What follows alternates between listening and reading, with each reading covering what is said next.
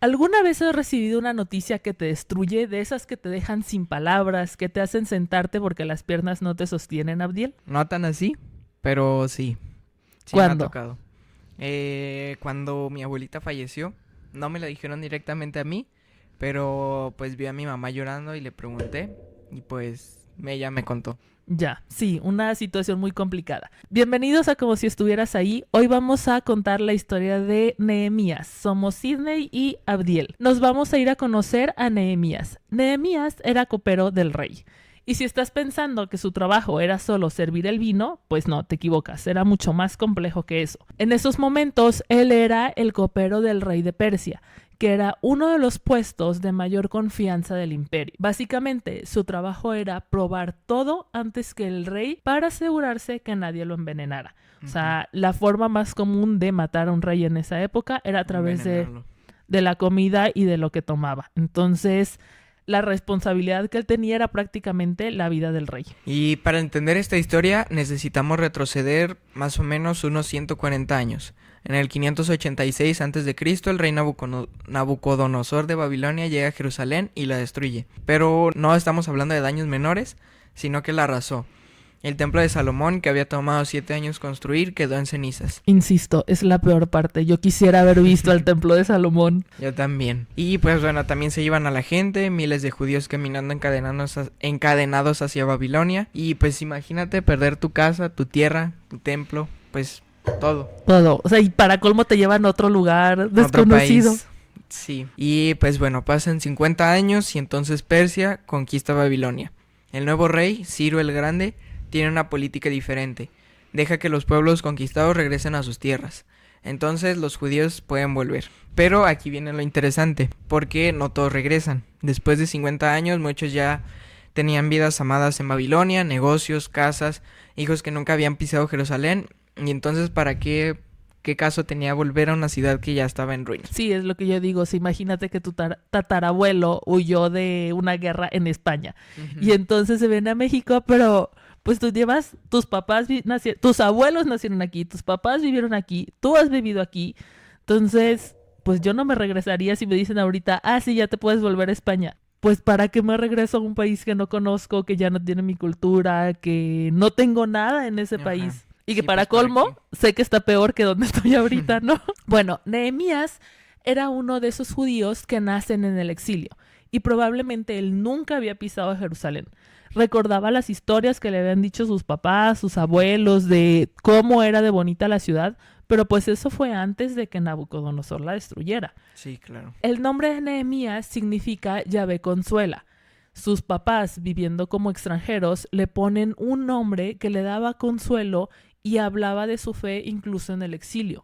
Y este hijo de exiliados llega a uno de los puestos más altos. Él llega a ser copero del rey. Para llegar allí necesitó haber estudiado, saber bien el idioma local, tenía que ser confiable y probablemente tenía que ser guapo, porque el rey no quería que alguien pues feo estuviera cerca o al menos tenía que estar presentable, vaya, para poder estar en la corte del rey. Y Nehemías vive en Susa. Susa es una de las capitales del imperio persa. Estamos hablando que probablemente vivía en el palacio o cerca de él, con lujos, pisos de mármol, todos esos jardines colgantes de Babilonia aún quedaban recuerdos. O sea, él vivía wow. O Súper sea, bien. era rico, Ujú. vaya. Y en este mundo, pues es que era parte del imperio más grande del momento. Se extendía desde Egipto hasta la India. Europa y Asia prácticamente estaba gobernado por los persas. Algo interesante es que muchos de los judíos les fue muy bien en Persia. Eran conocidos por ser trabajadores, honestos, responsables. Tenemos el ejemplo de Daniel, de Nehemías en este caso, de Esther Esther. exactamente.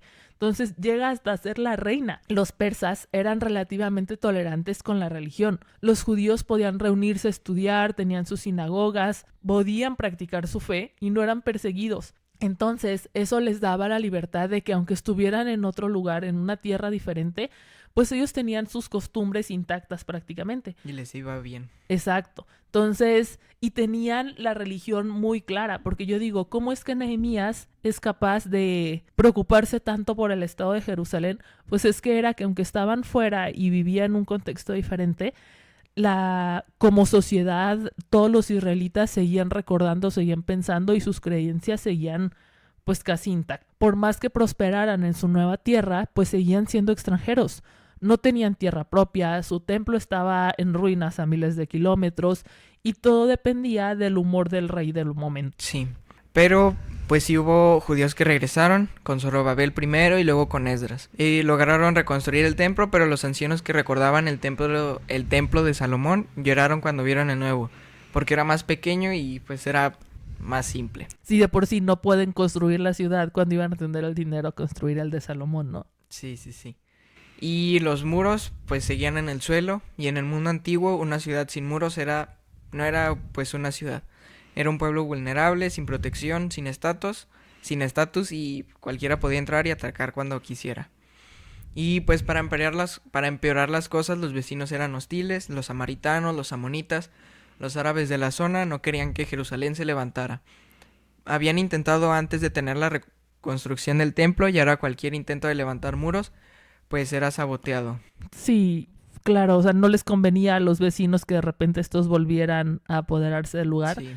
Y pobres también porque, pues, o sea, en cuanto el otro dijera, vamos a atacarlos, ni cómo defenderse. Ya sé. Y pues por esto los judíos en Jerusalén vivían con miedo. Dormían sin saber si esa noche los atacarían, muchos estaban endeudados, algunos habían tenido que vender a sus hijos como esclavos para sobrevivir, y pues todos los días veían las mismas ruinas. 140 años de escombros, pues ya nadie creía que eso iba a cambiar. Y en este contexto, con Nehemías viviendo cómodamente en el palacio más lujoso del mundo y Jerusalén en ruinas sin esperanza, que llegan unos visitantes con noticias y lo que le dicen va a cambiar todo. Un día llegan estos visitantes de Judá y Nehemías hace la pregunta que cualquiera haría. ¿Cómo están las cosas allá? ¿Cómo va la vida? ¿Cómo está nuestra gente? Y o sea, me gusta porque Nehemías sigue preocupado por el estado de su país. O sea, se sabe que es extranjero. La respuesta, súper mal. Le empiezan a contar todo lo que dijimos, los muros en ruinas, los tipos de al lado los están atacando, las puertas están quemadas, la gente, pues obviamente se fue. ¿Y qué crees que construyeron primero? El templo. Y sus casas. Que el muro, o sea, primero necesito dónde vivir y luego empiezo a reconstruir la ciudad, ¿no?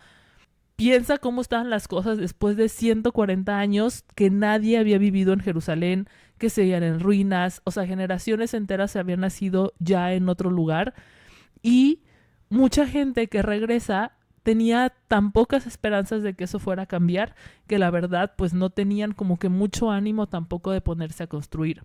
Sí. ¿Y qué es lo que hace Nehemías? Nehemías no sale corriendo a armar un plan de cómo vamos a resolver la situación de Jerusalén. Tampoco se pone a publicar una historia de, ay, qué triste yo aquí recordando, ¿no? O, no sé, algunas otras cosas que nosotros hacemos. Él se sienta, llora, ayuna y ora, pero por días. A veces la respuesta correcta no es actuar inmediatamente, es procesar. Y pues su oración tiene una estructura muy interesante. Primero reconoce quién es Dios. Luego confiesa, y no solo sus pecados, sino los del pueblo. Y después le recuerda a Dios sus propias promesas. Y al final pide algo muy específico. Dame favor con este hombre. ¿Te das cuenta? No pide a Dios que destruya a los enemigos. No pide riquezas. Pide favor con su jefe. Sí, me gusta porque es una oración como muy específica. Yo hubiera pedido, ay, por favor, construye la ciudad en este momento, ¿no? Sí. Y él sabe que quien le puede ayudar es su jefe y entonces pide ayuda para que Dios le dé favor con este jefe. Lo que a mí me impresiona es que Nehemías entendió algo, porque a veces la respuesta a nuestras oraciones más grandes no viene a través de una conversación incómoda con alguien que tiene poder sobre nosotros. Bueno, pasan 4 meses. 4 meses orando, procesando y esperando. Siempre en la historia de Nehemías yo había entendido como que, ay, oró esta noche, se presentó mañana a trabajar y entonces es que el rey le da todo. Y no, o sea, pasa 4 meses orando, 4 meses pidiéndole a Dios todos los días que le dé sabiduría, que le ayude.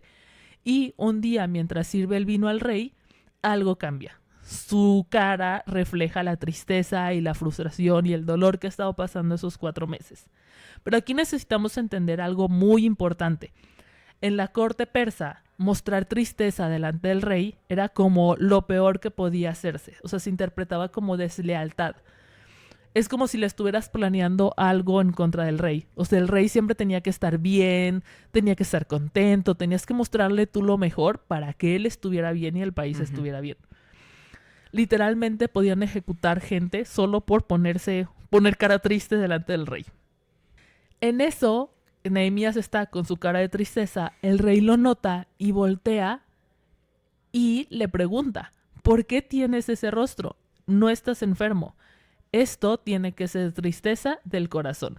Y la Biblia dice que Nehemías tuvo mucho miedo, porque ya dijimos, lo podían matar solo por tener cara triste. Allí es en ese momento que Nehemías pide a Dios y ora justo antes de responder.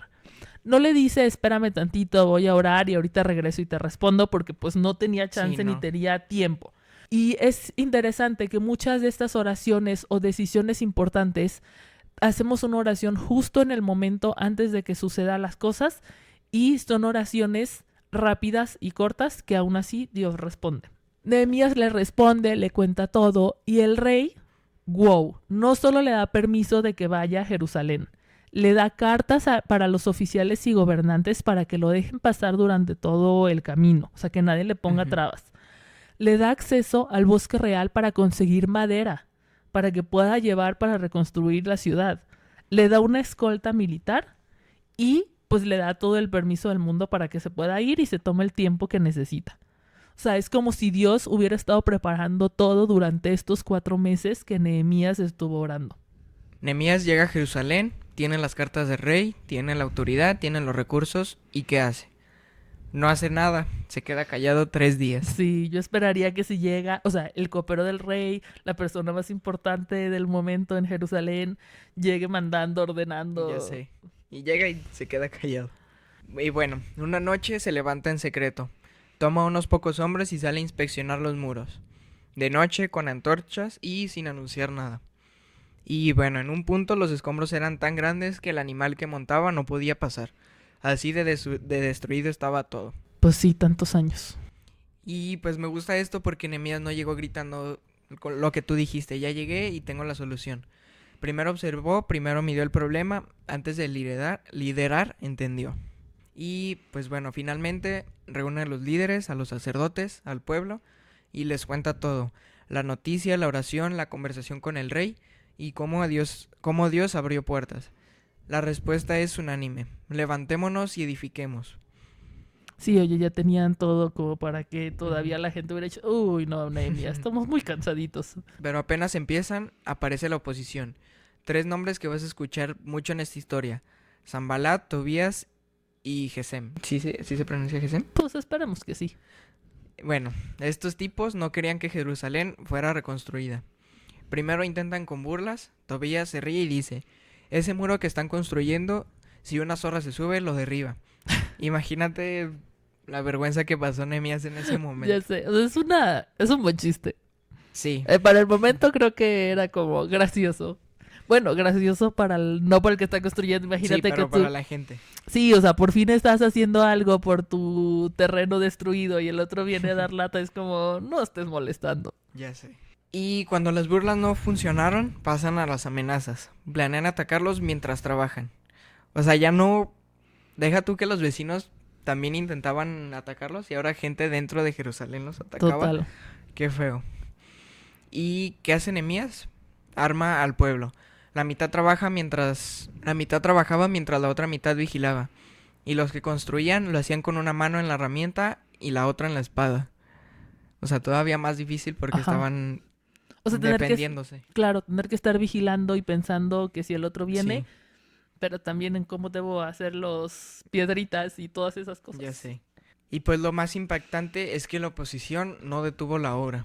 La oposición era parte de la obra. Nehemías no esperó a que todos estuvieran de acuerdo para empezar. Construyó en medio de la burla y la amenaza. ¿Sabes cuánto tardaron en terminar el muro? 52 días. 52 días de un muro que llevaba 140 años en ruinas, reconstruido en menos de 2 meses. La Biblia dice algo increíble. Cuando los enemigos vieron que el muro estaba terminado, Temieron mucho y se sintieron humillados porque reconocieron que esta obra había sido hecha por nuestro Dios. Tal vez actualmente también hay algo en nuestra vida que lleva años en ruinas, algo que tú y todos a tu alrededor ya dieron por perdido, un sueño, una relación, un proyecto, tu salud espiritual. Pero Dios puede reconstruir todo eso si somos como Nehemías. Las 3 lecciones que nos deja la historia de Nehemías es 1, ver la realidad. No ignorar el problema. Él sabía lo que estaba pasando en Jerusalén. Sabía que tenía que ir a inspeccionar los muros. Número 2, orar con estrategia. No solo pedir el milagro, sino pedir favor para actuar. O sea, no solo Dios reconstruye Jerusalén, ¿no? Dios quítame esto. Dios ayúdame a cómo es que debo pedir, cómo es que debo hacer, cómo es que debo empezar. Y número 3, actuar aunque haya oposición. Construir con una mano y la espada en la otra, como tú decías. Sí, porque siempre va a haber oposición. Exacto. Y no por eso yo voy a decir, uy, no, Dios, es que hay oposición, ya no puedo hacer Ya nada. no puedo, sí. Me voy a quedar aquí sentada exactamente como estoy. Esperando que hagas tú el milagro. Exacto, que es lo que muchas veces hacemos. Este año va comenzando. Piensa, ¿qué muro necesitas reconstruir? ¿Qué has dejado en ruinas porque parecía imposible? Nehemías nos enseña que Dios puede hacer en 52 días lo que parecía imposible por 140 años. Nos vemos en el siguiente episodio de Como si estuvieras ahí. Bye. Bye.